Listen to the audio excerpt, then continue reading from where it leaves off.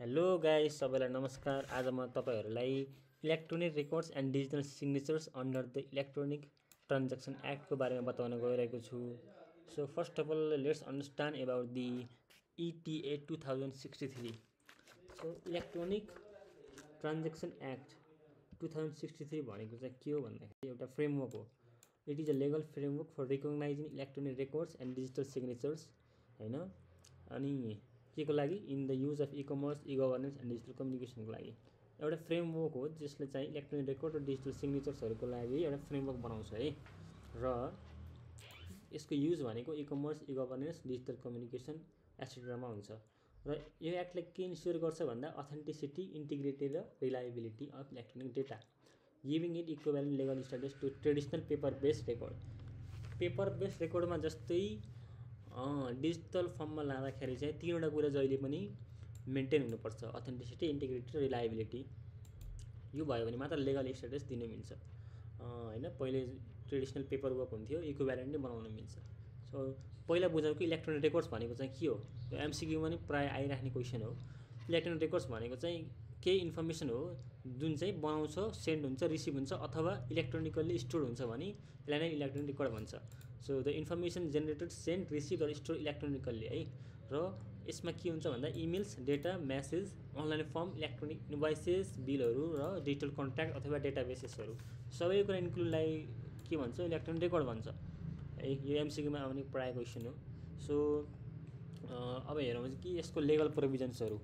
So question कसरी आउँछ भन्दाखेरि what are the electronic records and digital signatures under the act ETA भनेर आउँछ है। सो अब यसको प्रोभिजनहरू हेरौँ। सो फर्स्टमा छ legal recognition electronic records. So यसलाई म थोरै मिनिमाइज गर्छु। पहिला हेरौँ कि इलेक्ट्रोनिक रेकर्ड्स भनेको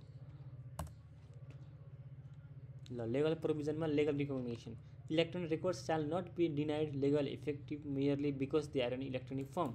सो लेगल रिकग्निसन भनेको इलेक्ट्रोनिक रेकर्डलाई चाहिँ इग्नोर गर्न अथवा निकाल्न चाहिँ हुँदैन। किन भन्दा तिहार इलेक्ट्रोनिक फर्म विद्युतीय फर्ममा छ भन्दैमा यसलाई इग्नोर गर्न चाहिँ हुँदैन।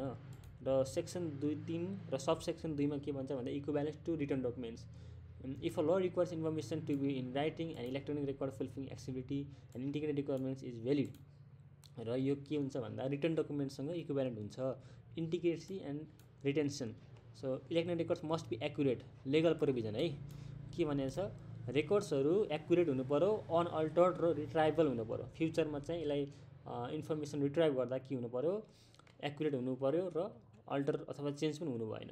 सो सेक्सन 6 मा के भन्छ भन्दा retention for evidence organization must store electronic record securely for legal, commercial र अफिसियल पर्पज। भोलि बिहान मलाई अफिसियल्ली चाहियो अथवा केही लेगली चाहियो भने यो एभिडेन्सको रूपमा पनि निकाल्न मिल्नु पऱ्यो। यसको significance. So what are the significances of the electronic records भनेर क्वेसन आउँछ।